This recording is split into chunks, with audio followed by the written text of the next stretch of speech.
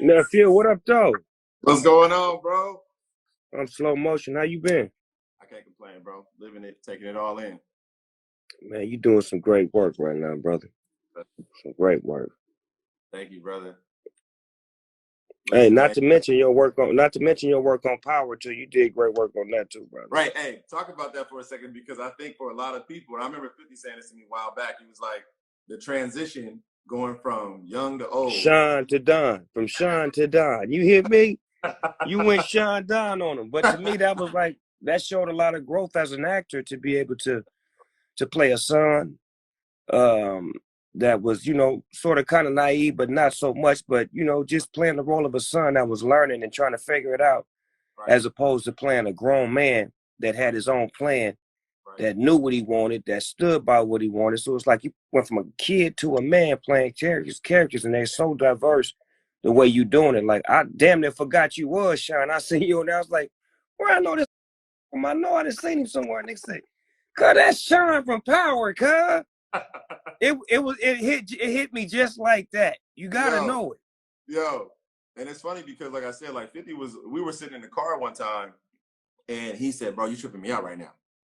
And I was like, I said, see, why you say that, man? I said, OG, why you say that? He said, because I'm talking to you and I'm literally talking to like one of my boys. And then they call action and you're turning into my son right now. He said it tripped me out because we literally were just sitting there. He's like, you do this whole little thing, but that's the process. Because I mean, for me, you're an artist, Right. From so many different levels, from so many walks, and I think like even just downloading so much history and so much legacy on you, right? Just not even just as the man, but as the artist. It's like Snoop loves art. Snoop loves music of all kinds, and you know what that transition takes. So to have to live in that mental every day to tell a story, it was crazy, bro. Right, but it helps you find what you are and who you are. Like you fine tune now. Now you confident enough to know that whatever job you get after that, it's work.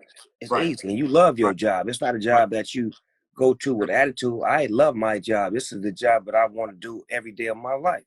I'm so blessed. I mean, we come from an athlete background.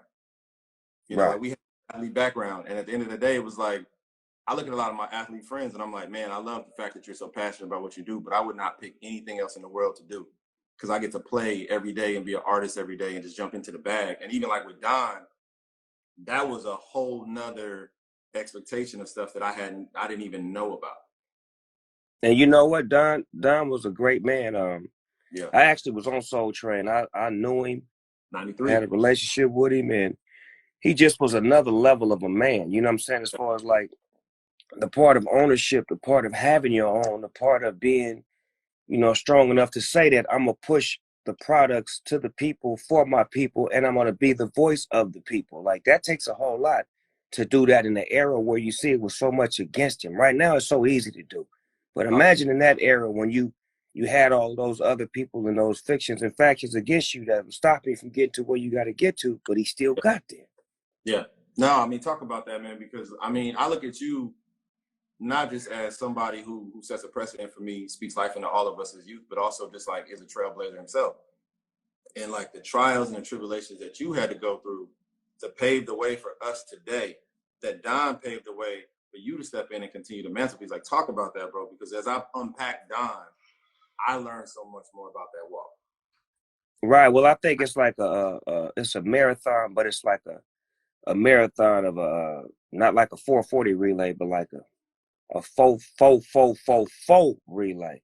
So it don't have no time limit or it don't have no cutoff. So we just keep passing the baton on to the next brother that's gonna run it and run it to can't nobody catch him, and he gonna pass it off to somebody else, and they gonna run with it to can't nobody catch them. And that's what we on right now.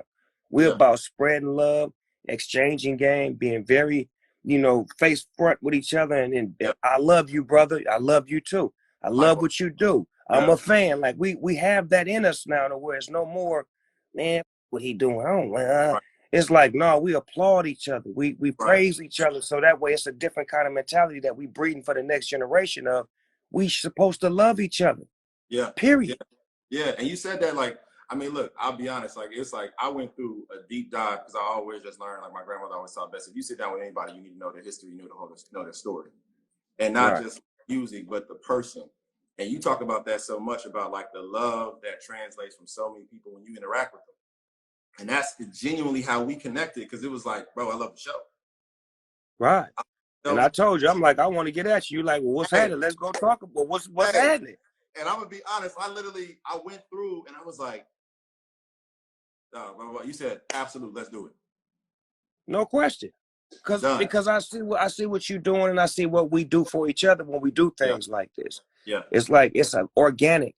Didn't no record companies call me. Didn't no TV people call you. It was something that we did on our own. Like I researched you and found out who you was on Instagram because I love you as an actor. And I'm like, let me follow him. Matter of fact, let me slide off in his DM and let him know I really love the show and I'm a fan so he can know. And then at the same time, I'm going to push it on my own so he can know that y'all doing great work over there. You know what I'm saying? When BET does something great, we should praise them. We should applaud them. We should let them know that they're doing a great job so they can continue to do that.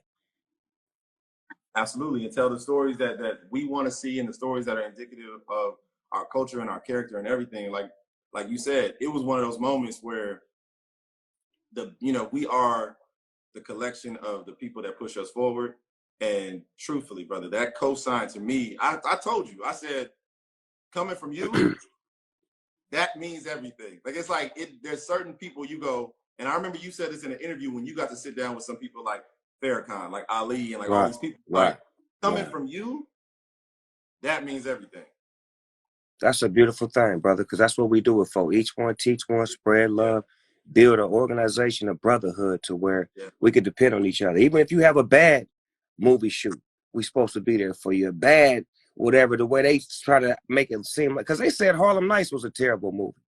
Right. You hear what I'm saying? So it's like, you can't really rely off of them. We got to rely off of each other to praise each other. Spike Lee put out a movie, The Five Bloods. I went on and did the thing with him because I felt like that was a great, strong piece that needed to be talked about and expressed. So I went on with him to give him more exposure, more light. And we chopped up and became brotherhood, just like me and you doing. So this is what we got to do nowadays. We got to make sure that we support each other. And we saying that this is what it is and not what you think it is, but this is what it is. Right, right. And genuinely passing that on and knowing that the work that you do. I remember when I did this movie with Angela Bassett last year, Otherhood. And that was like that moment where I said, okay, you're in the bag, kid. Like, you're supposed to be here for a while. It was like, all right, if AB loves your work and she says you can do it, then you can really do it. Yeah, because that's like another confirmation stamp that you got. You know what I'm saying? To let you know that you're doing the right thing. And sometimes we be needing that, you know what I'm saying? Because we don't hear enough of it. They always tell us what we do wrong. When you gonna tell us what we did right? Right. How did you find A Soul? That was what I was curious about, because you found it and you watched and you showed love from the jump. You said, this is my new favorite show. Well, when I seen the trailers coming up for it, I was waiting on it. I was anxious, you know what I'm saying? Just seeing the trailers because they had did the Bobby Brown, the New Edition. They was on one. Everything was rolling. You know what I'm saying? Yes. I was like, oh, they acting bad. So I know this gonna be right. Then I seen Jesse's name. I seen certain names connected to it that I knew have that passion for creating something like this is. Right. And then once I tuned in, I was like, oh, that's done. Oh, this is really what it is. This is they going in depth. They showing the artists and then I seen one episode where Kelly Price and her daughter was singing. It went to some musical. It was like, oh my God, it was just the levels and layers of artistic, like the way y'all was shooting it, the way it was feeling. I felt like I was watching a musical, like I was watching a play, like I was watching real TV. It was like it was taking me on a roller coaster, and I needed that. Yeah, especially during this time, man. And like for you, Don was a complex man. And that's why even when I asked the questions, I was like, man, I know the artist that had to have a relationship with Don to meet him behind the scenes. Because the biggest thing for me was as I unpacked the bag on him and I met, Tony Cornelius, his granddaughter, Christina Cornelius, Dolores Cornelius, like all of these different people. And then people that work for him, friends of his, they're like, yo, this is how Don really was. And you're telling the story authentically. So instantly when you said it, I was like, okay, what was Snoop's relationship with Don? Because I know that as much as he was a champion, he would challenge people to be their greatest self. Right. He had me on his show. I did What's My Name on my first album. Oh, yeah. And we had a little conversation on the side of the stage, and we was just chopping it up. And just the things that he said to me, as far as like he knew that I had that longevity. He knew that I had what I got now. All the things that I'm doing now, he's seen that. Because Right. remember, he's seen them all. Right. He know the ones from the twos. You understand me? So basically what he was doing was telling me I was the one to keep my mind straight because I was young and I was on death row and I was kind of like still involved with gangbanging. And he was trying to Right. get me to understand that, you Right. know, you're about to be a business, a musician, an artist, and you got potential. So learn how to separate. And Right. just the love that he had for me and the way he ran the show. He wasn't Right. even the host no more. He was still there, like running everything, like every element of it, like whoop-de-whoop, whoop-de-whoop. When they cut, he's sitting back there watching the footage, the dancers, the this, like just watching this black man run an organization. We used to watch it from TV, but now to watch him in the Right. huddle at Right. practice, in the Right. game, Right. Right. man, please. Right. Right. And you knew, like, when he, like you said, that was the caveat, if you will. Like, Don would really champion what he believed in, but the things that he didn't think were up to par, he had no problem saying that too. And we need, and around that era, that's when the old folks would tell the youngsters when they was wrong. Right. And the youngsters would listen. You get what Right. I'm saying? Because it was a thing called wisdom and respect. And, Right. and your peers knew more. So if you knew Right. better, you do better. And if somebody been here longer than you, they stronger than you. So shut up and listen. We had a Listen. lot of that in us, and they would Yeah. tell us. But it just seemed like the generation now and then is completely different. They had a lot more love. They had a lot more, we don't care. We're going to tell you what it is. And now the generation now, well, it ain't my era. I ain't got nothing to say about it. And that's the difference between the ones who built the foundation and the ones who got to carry the foundation on. Right. Like yourself. I mean, like, you set the precedent for me, man. And that's why, like, again, I go back to the fact when you said, let's hop on, I was like, brother, whenever it works. You Yeah, said, because they need to know what you do, and then you direct too. yeah, I See, do. like if you don't talk about it, we don't know about it. We Right. just think they handing you a script and you doing Don King and rolling out. No, hold on, I'm putting this together, partner. The whole get down, you understand me? The script to the flip to the dip. This is me, man. That's why I look like this, because I'm shooting me. You hear me? You cold with it, dog. I love it. Teach me how to learn. Hey, hey, keep paving the way, bro. I'll follow any day, because honestly, like, it made everything to me, because I think, like, everybody knows all the different levels of you from what they're blessed to see, what they're fortunate to see Right, from the artist. right. But unpack the bag, the man, the heart, the humanity, the entrepreneurship, all of that, it really does resemble what Don was, and that belief system of, like, not only do I need to do it myself, or can I do it myself, but how to hire and find the right team and talent. And you speak about that all the time, which is like, you're not just you because of you, it's because of all the people that you believe you see light in to help champion that thing forward. Teamwork. I've always been a quarterback, so I know how to put the right people around me, the right, people to play their role. I feel like when I'm great is when I got 9 people around me that's better than me. So if I'm the 10th and I'm the weakest link, oh man, we're gonna do good. We're gonna do good. And if you're the 10th, then that means they already got an all-star team. But see, that's what you got to know. See, a lot of people don't like that. They like being the aggressor or the oppressor in the room, or the one that's the most dominant. Right. So they would say that I'm the strongest in the tent. But no, I want to be the weakest in the 10, because those 9 are going to get me stronger. They're going to sharpen me up, and they're going Right. to make me better, because I'm the weak link of what's going on. But if I'm the strong point, then I may not be as enthused to practice or to do better. I may take it easy because I'm in that position. You get Right. what I'm saying? So it's just a mentality that I took on years ago when I had the wrong people around me. When I had 9, negative energies around me, and that's I became more negative. But when then I start putting 4 positive people around me, it balanced a little bit. Then when I say, you know what, let me make everybody around me better than me, smarter than me, more positive than me, that do it better than me, so that way it makes me want to achieve more, as opposed to me just waking up being content with the position that I'm in. That's why I strive every day. Absolutely. Absolutely. And I mean, that's it's indicative of, like, how you said, like, longevity. I think for a lot of artists, the biggest thing that I always strive for, I always ask myself this question, even in this moment. I say, who was me before I got here, and where did they go? Because I don't want to be them. I want to keep going. And the Right. ability And I say to that all the time. I could look at an old picture of me and be like, I don't know him no more. But he wow. but he helped me get here. He did. He did. I mean, you He helped said, me get here. yeah. I mean, look at, like you said, like, I mean, obviously running down the whole legacy. 1993, Snoop's on Soul Train, right? They do the interview and they talk about like, what's your goals? And you talked about being a student of the game. I On remember you Soul said Train?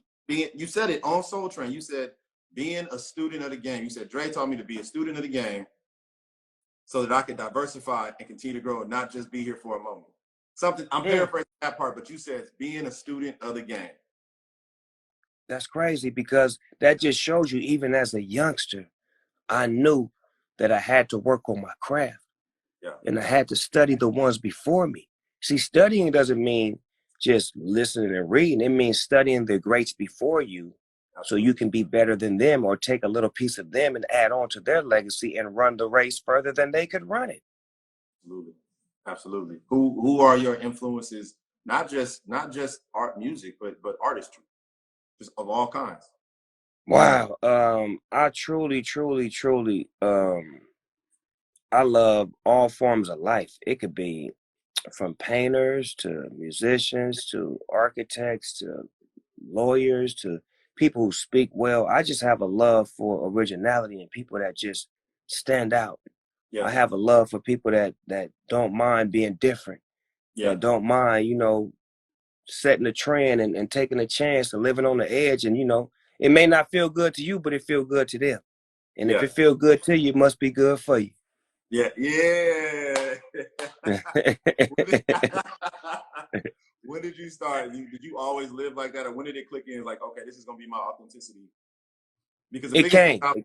yeah. It came to me. It came to me, brother. Like, being around Dr. Dre and the DOC and great artists at an early age, they were already seasoned. So like I said, I was a student, so I wanted to learn, and they were able to teach. Like a lot of times, if you're a student, you don't get no teachings. You just someone who wants knowledge and you can't get it because there's not enough information to give to you. But Yeah. when you're a student and you're around people who can teach you and they love giving you information and you grow with that information, then you can become a great student and eventually a great teacher. Being a sponge.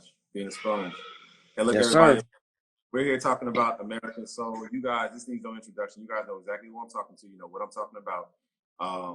And I'm excited to learn so much about this because this brother has really spoke life to me on so many levels. American Soul comes on tonight. This is a conversation on soul, out soul. I'm already T-boning, so whatever he talking about, I don't care. I'm getting it all in. Even after we finish Right. talking, I'm gonna watch it again and again and again. You Right. better catch up. Quit being late. What episode y'all on?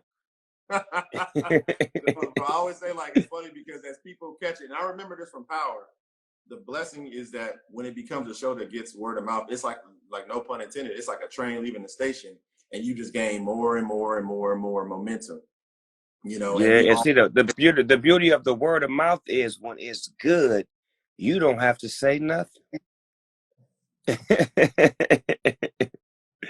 For real. And that's the beauty that you're feeling right now. It's like now you're getting it like, man, the show is where it need to be because now it's in the conversation. Yes. It ain't about numbers. It's the conversation because yes. once they get there, the numbers going to come because they're going to watch it. They're going to keep watching it. They're going to be locked and loaded. They're going to know what's the story behind this artist. How did Don treat this person? What happened here? What was up with Dick Clark, American Bandstand, the whole nine? And I had a relationship with Dick Clark too. That's even more crazy. Hey, and so was he authentic when you saw him in the show? Is that how he rolled? Dick Clark was, by the time I met Dick Clark, he was on Love with Everybody. Because let me tell you what he did for me. When my record came out, I was nominated for an American Music Award. And the American Music Award was on ABC. And at the time, I had a murder case that I was fighting. So ABC was like, Disney or whoever, whatever big company they was with, was like, nah, he can't come on the show because he got a murder case and blah, blah, this and that. Dick Clark went to bat and told them, hold on. He ain't been found guilty. His music is, I love him. We love him. The nigga coming on, he gonna win an award and he gonna perform. And Dick laid it out for me, and I couldn't believe it. I was like, God, this is some. And then he had a conversation with me about why he did it. Yeah. You get what I'm saying? So maybe he had a moment in time where he was like, you know what, everything I've done in the past need to be, reprimanded by the future by me learning the ins and outs of what it takes to be, a great businessman and a great person. So I have nothing but great things to say about Dick Clark because he rolled for Snoop Dogg when they didn't ride for me and got me on the American Music Awards. I won my award, performed, and I left. And set the precedent for where it was, what was about to become the legacy for now. You get what I'm saying? But somebody on their side somebody got to give you approval on their side too. Yeah, yeah. That's the American Soul story too. Remember, it's like, well, I want my own, but you got to get that. Right. You go, right. Elton John, one of them gonna have to come on in order for it to. It ain't gonna happen. Right, right. And you could relate to that because you saw that in your own personal life. Yes. And I've always seen, absolutely, absolutely. But you've been authentic the whole way through. And I think that's the thing is like, what was the commitment to you to say, I'm gonna be me? And this is just me knowing you. And this is just me knowing you. But then even in just like unpacking like The Breakfast Club, unpacking like Live on Detroit when you're talking about your play. And that's really just like bearing it all. And you go, I'm gonna be authentic every single day. And that's what's going to lead to the promised land. The easiest thing for you and me to do is to do us. Yeah. The hardest thing for me to do is to do you. Now, if I'm an actor, I may get close. I may, get similar, but I can't do you. Yeah. But as far as doing me, man, I wake up out of bed doing it easy. This is an easy thing. This is roll over and get it done. And just get it done. And once more people realize that and start to tune in and hone in on who they are and why God built them the way he built them, then we'll have more greatness in the world. We'll have more people being original and being who they are. That's what the foundation was built on. They loved Black because Black was different. Absolutely. Black had a different style, a different sound. And when you put him on screen, he looked different. When you put him in the movie, he looked different. When you put him on a record, he sound different. Black was different. It wasn't just like plain, it was different. So it's like, we're going to continue to be what we're going to be. Yeah, I mean, and that's what you saw. If you remember that episode, I know you do, when Don was trying to pitch his show to a higher distributor. And he said, my kids don't watch it. And the kids were outside. And the kids was outside dancing, doing the pop lock. Was out there routining. Then at the end of the episode, little boy run up and say, hey, man, no, his daddy say, hey, come in here. Do y'all watch Soul Train? Nigga live right in front of his daddy. No. As soon as Don Cornelius leave, hey, Mr. Cornelius, can I have your autograph? Don should have said, you and your daddy out my face. But I know y'all cleaned it up for TV and made him sign the autograph. But the real Don would have been like, you and your daddy, you. And that's you knowing the real man, because as many times I heard that, I remember when someone said, hey, listen, Don didn't play. He pulled you to the side and be like, get your ass out of here right now. He had no play in it. He like your granddaddy, like your mean ass uncle. He was like that, but he meant what he said because he meant business. Like, and you have to respect when you look at what he built. How you gonna fight somebody that built this from nothing, man? Yeah, he know what he talking about. Yeah, yeah. And I mean, that's the thing is like I saw that as I remember this, and I always talk about this when I sat down with Tony Cornelius, and I know you sat down with Tony. Yes, and I said, TC was like, yeah, man, he started talking real smooth. He said, yeah, man, I really felt like you had the essence in the room, and I thought you was going to bring it to the table. And I started watching his mannerisms. He's like, what are you doing? I said, well, look, man, if you are your father's son, then you are only going to replicate the original image. So I'm going to steal everything from you, and that's going to be my gateway. So I remember I had this image of Tony being cool as a fan, but ready to just listen and give just wisdom. And I had this one image where I saw Don when he was walking off set, and something happened off set that was not on the camera of Soul Train. This was in the original season. He looks off, and right before he steps off stage, he drops his eyes like that, and he has a frown on his face. I said, oh, that's the man. He was about to check somebody right there. Mm-hmm. That's enough. That's enough, that look. You know that look. Your mom used to give that look from across the table when you acting a fool. Wait till we get outside. Wait till we get home. I'm beating your ass. Don't forget to remind me to whip your ass when we get home. I got to remind you? I'm not going to remind you of that, man. I'm going to bed. Nah, man, I mean, like, so obviously, authenticity, because your cosign is everything. Authenticity to the 70s. And I know the 70s is one of your favorite eras. Man, quit playing. You remember some of my first videos, Doggy Dog World, where I had Fred Williamson. I had Pam Grier, Huggy Bear, Ron O'Neal, Rudy Ray Moore. I had all of the greats that was still alive. I had all of them in my video that we shot as an homage to the 70s as a throwback, Doggy Dog World. And I had the dramatics singing in the video, because that's what that era meant to me. I grew up in the 70s, so my thing was when I get in, I'm gonna touch the era that meant the most to me, but I want to do it with them. If they still alive, go get them and let's bring them back to life. Yeah, yeah, and you did that, and that's why, like, even when I saw that you loved the show, I was like, that's why I said again, I was like, that's the cosign, because I know the music. You know, a lot of people. Every Saturday, Soul Train used to come on, my brother, and every Saturday we would race to the TV to Yeah, sit in front of them for 2 hours to watch Soul Train and to watch them commercials and the dance. And I'm talking about, and then when it was over, we going outside doing the new moves and and the trying dancing. it out, like what's happening. That's what everybody has told me when they come up to me in the street and they're like, yo, man, Don, Soul Train, listen, I want you to understand, Saturday morning when I was watching, and it's not a color thing. And I remember you saying this about music, and you said music will connect every race because music is transcendental. And Soul Train being so based in music, I've had so many people, different colors, different walks of life, come up to me and be like, American Soul, Soul Train, Saturday morning, Don was the coolest man on the planet. If I went back to school Monday and I didn't know the dance, You in trouble. You couldn't talk. That's what I'm trying to tell you. Like it was that rooted in the community to where it's certain things we watched on Saturday. We definitely watched cartoons, Fat Yeah, Albert and all that got it in, yeah, Popeye and all that. But when yeah. that damn Soul Train came on, And the knock dancers it came off. out.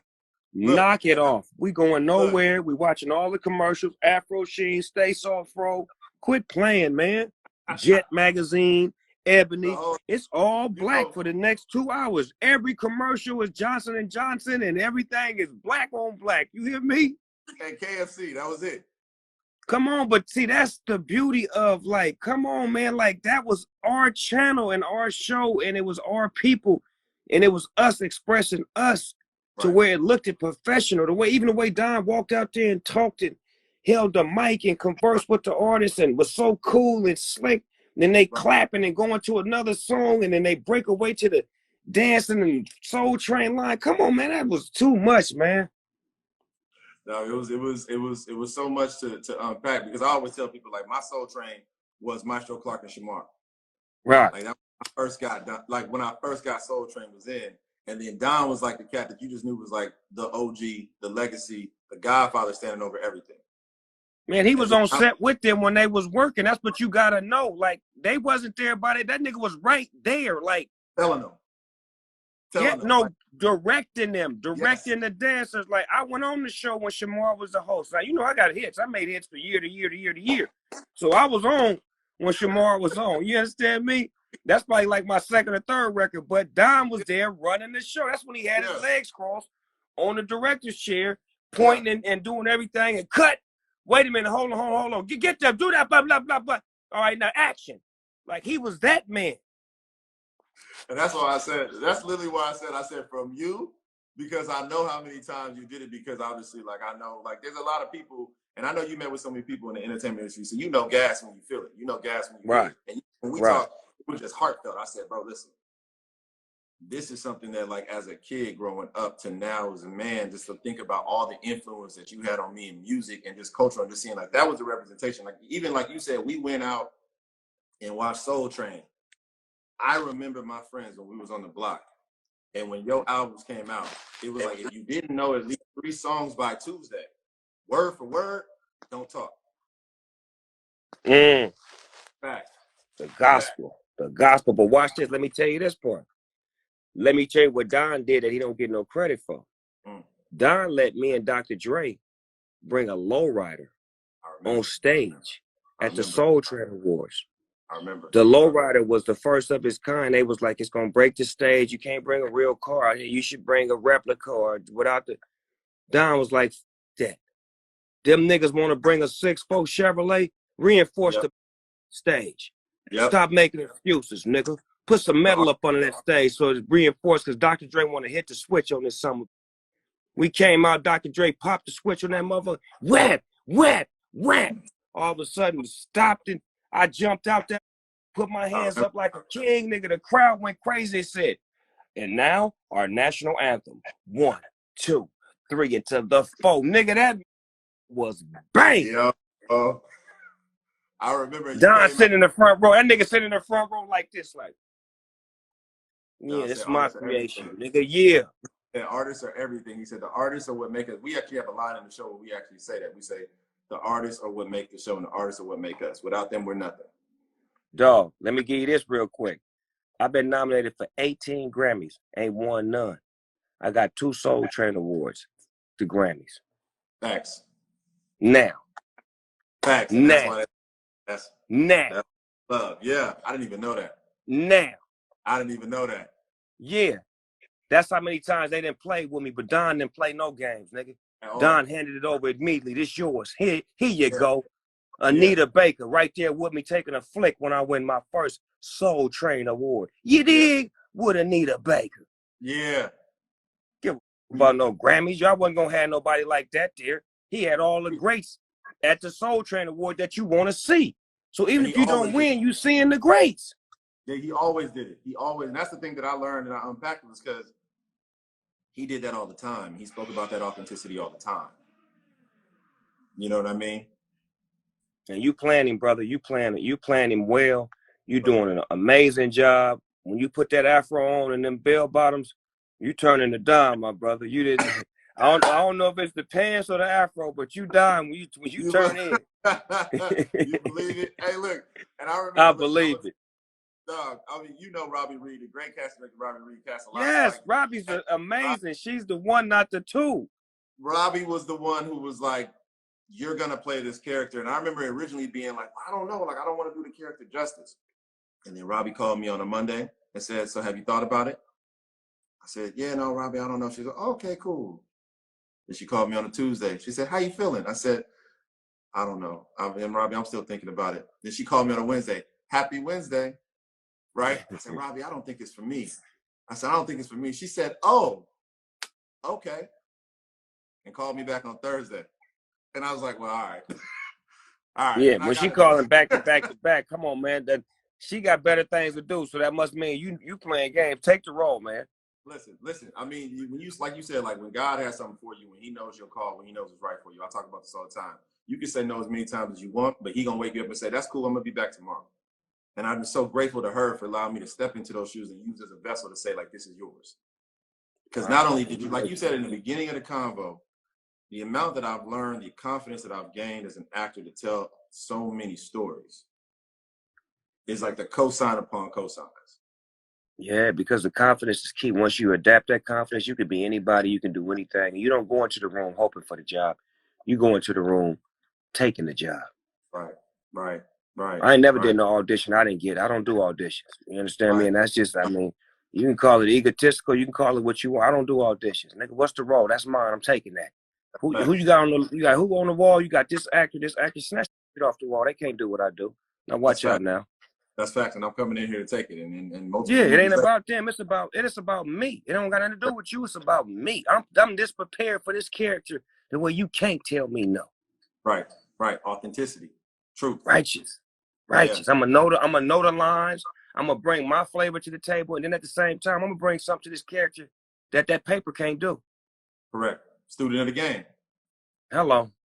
But hey, so what character would you play? Because I know we talked about it. You was like, I love this show. I want to be on the show. And I was geeked. I said, okay, let's get it.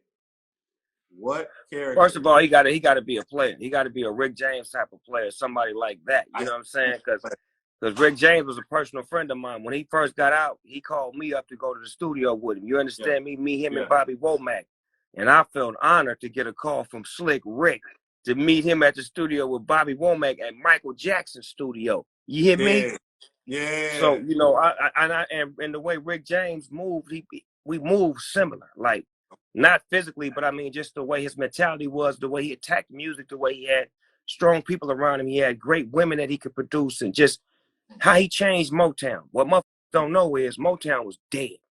And he brought that back to life with that funk and all that other stuff, because the Motown era had passed by and it was a new era moving forward. So Rick was different, and he was real, and he wasn't like them. He wasn't as clean as the Motown singer. He was smoking weed. He had braids in his hair.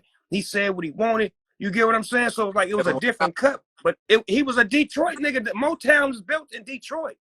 Yeah. Everybody wasn't clean, baby, and all that. Some of them was gangbanging and you know, street.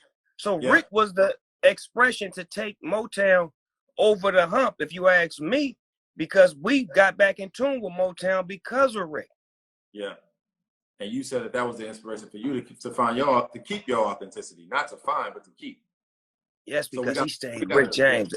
He stayed Rick from the moment he came in to the last time you seen him on stage at the awards, the Soul Train Awards, when he told him, somebody came up to me backstage and said something, I'm Rick James, and he left. I said, oh, that was cold.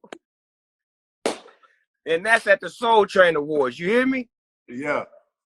Yeah. The only place that would have our greatness. Yes. Be as great as they could be. Yes. See what I'm saying? Like, that platform means a lot. Then the Lady of Soul Awards, where Don looked out for the females, like, hold on, let me take care of y'all too. Come on, brother. Yes. Yes. The excellence of for us, by us. To know I got to set the trailblazers to let, we can have our own award show. We can have our own award show dedicated to Black women. We can have our own award show dedicated to what we do. We just got to do it. Stop talking about it and be about it. Yes. Yeah. And do it. Like you said, take the action. And I think that's the biggest thing that I always think about as an artist is creating lanes and navigation for yourself. And I say this just like, again, looking at all the facets, right? And we haven't even unpacked that. And we can pack that like days and days and days, is the ability to create lanes for ourselves using our artistry as our power. And knowing what we bring to the table. Like you, like people, I think people know, but I'm gonna educate them again. Movies, music, plays, documentaries. You've done all of it successfully. All of it. And that's keeping the authenticity to artistry. And you just do that because you just say, like, this is who I gotta be, or you just always knew that to be true? I think you grow into finding out how to master yourself. And anytime you're searching for greatness and you're studying, the key to everything is to master yourself. And once you master yourself, then you can be the best you at all times, and you can give people different versions of you based upon what's needed and what's necessary. And once I learned to master the greatness of Snoop Dogg, which is a love, my mama taught me how to love. She raised me to love people. She raised me to be real, to be soulful, to be a powerful individual. So that's who I am, and that's who I've become to be because I've learned to master every trait that it comes to being Snoop Dogg. Yes, sir. Yes, sir. That's real. That's real on so many levels of just like tapping into young artists and the advice to give the young artists. Because we're in an era where it's talking about passing on and then lifting us up. And I always talk about being active activists, active activism for ourselves, for the community, representing everybody. And I think specifically for artists of color, it's that thing of saying, own yourself so that you can authentically walk that in the room every day. And I would say this in learning from your conversation, when I tapped into Sinquat is when I was able to deliver more diversity to characters. That's deep. That like, so that means the character is not driving the character, you're driving the character. Yes. Always in control, my brother. That's the key. Because sometimes we find ourselves, we can lose control by being that character and taking that character off screen with us.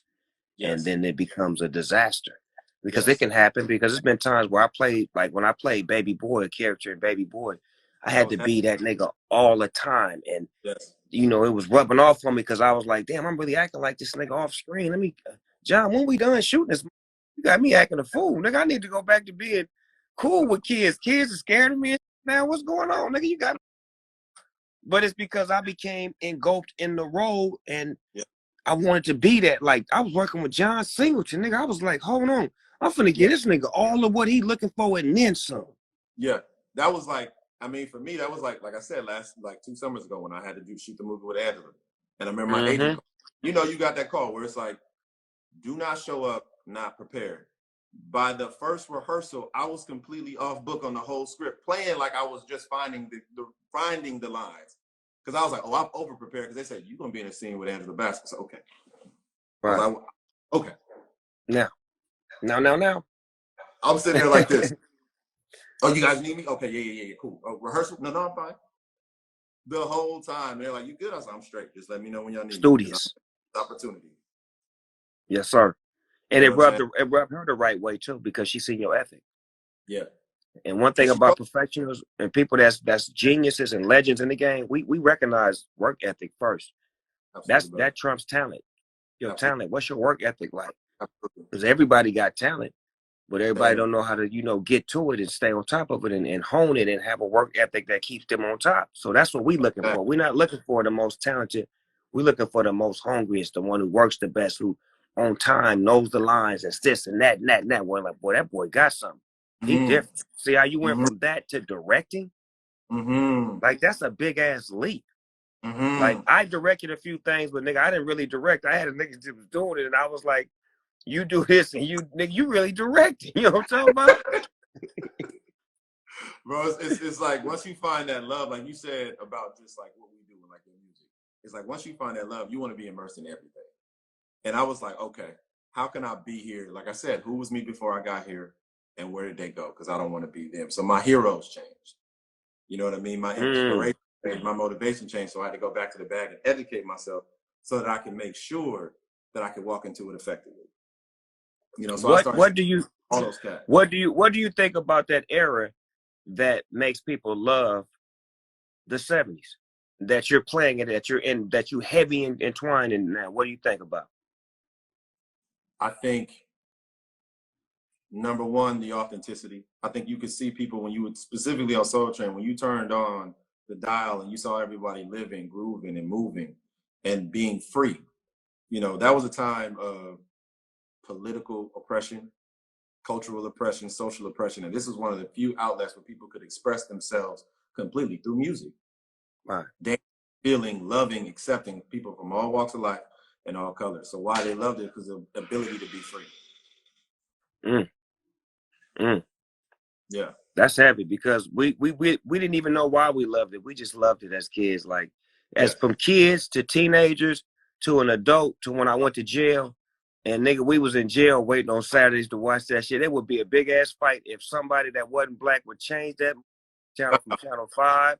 If you move that channel from channel 5 to anything else from 10 to 12, we beating your ass. Don't you fuck with Soul Train. I'm serious. There's been many fights that then jumped off behind somebody changing the channel when Soul Train was on. I'm serious, cuz I'm not making it up.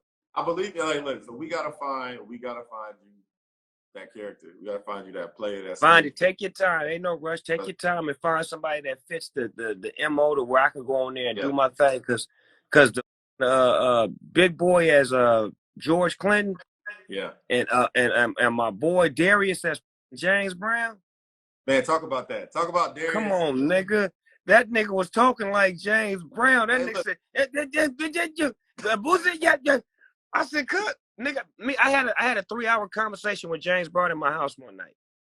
So to see the mannerism and the way he would stop and talk and pause, that Darius was on his ass. And then when I first heard Big Boy say something, I didn't even look at the screen. I just think his back was turned, and he said something, and this tone of his voice was like George Clinton with the deepness of how George talks. And I was like, oh my God, this nigga playing George Clinton? Oh man, I'm hating, but I'm loving it. Because I'm like, this is my Funk Brothers. You know what I'm saying? I'm loving it. I'm like, oh, why y'all didn't cut me in or cut it out?